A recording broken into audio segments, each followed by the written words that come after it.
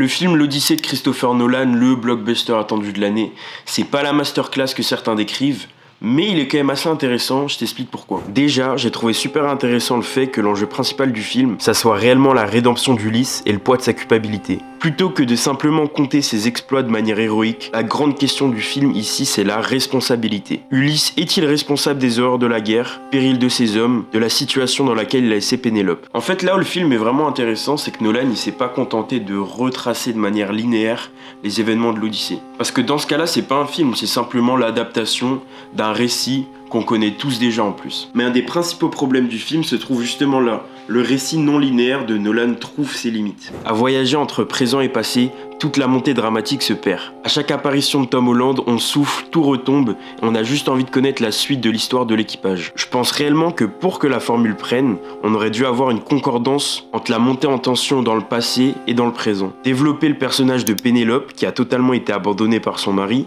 et surtout donner de la consistance à Antinos, censé être l'antagoniste du film, mais étant d'une platitude absolue. En gros, peut-être que Nolan aurait juste dû prendre son temps, faire une trilogie ou bien une série, parce que bien raconter un récit tel que l'Odyssée, c'est très long.